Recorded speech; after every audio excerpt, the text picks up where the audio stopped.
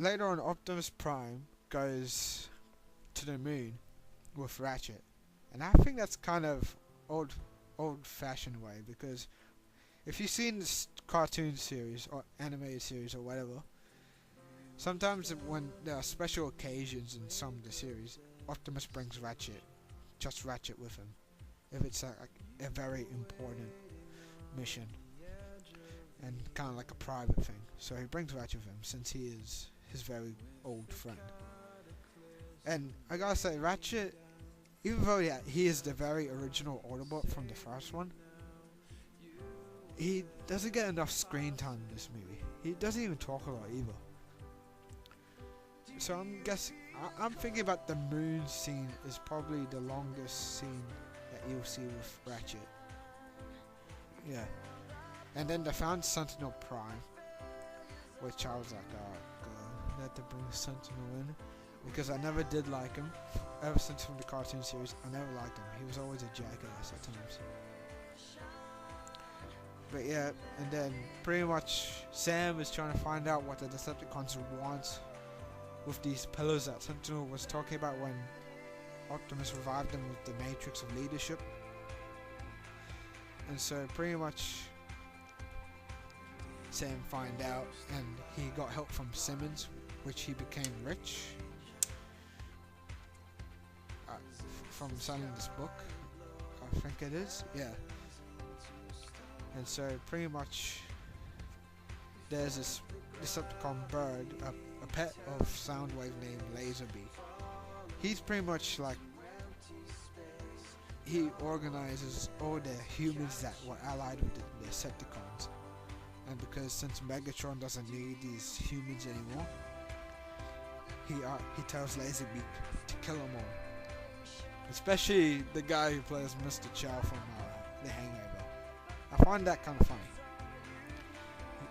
Pretty much, I like when he says, "You messed with the wrong one today," and shit. It's funny how he does too. But yeah, when Sam found out what they were really up to and what the whole moon business was about, they needed Sentinel to activate the pillars for a space bridge. And they were chased by a trio of Decepticons. I call them Dreads because they have dreadlocks and they remind me like Predators for some reason, like a robot version of Predators, which is pretty funny. And then and pretty much you see, and then sorry, this is the first time I do this, so I'm not good at it. Sideswipe tries to hold him off alone while Mirage and Bumblebee goes to the nest space. And then Ironhide decided to become the hero and help out the kid, which was pretty epic for me. And since because Ironhide's got like big ass guns now, and Sideswipe was like, oh, we got a Mexican standoff here, which is pretty cool. And they dropped the weapons and shit. And pretty much Ironhide and Sideswipe slaughtered them all, the Dreads. And when they come back to the nest space, Sam was telling Lennox that Sentinel is the key to all this, and Sentinel Prime is like, indeed I am. And then he says that we weren't gonna win the war this whole time. A deal had to be made with Megatron. The next thing, and this is the terrible part. This is like the most terrible part that I've ever seen in my life. He fucking grabs his gun and he shoots Ironhide from behind. He shots him like 3 times, I think. And Ironhide was demanding, why the hell did you do that? Well, what have you done? And next thing you know, he says, I discharge you from duty. And then bam, he finishes him off. And Bumblebee couldn't do shit to save him. And Bumblebee was close to dying too. And when Sentinel Prime went off, Ironhide just fucking rust into pieces. And in the rest of the movie, no one really gives a shit about how he died. I would blame Michael Bay for that. He doesn't put any development on the Transformer characters. Once they die, Yep, that's it. See you later. That kind of pissed me off. And Ironhide was one of the original Autobots from the first movie. And why don't you just kill off the new Autobots or some shit? I don't know. That's another negative thing. That brings down a lot of points.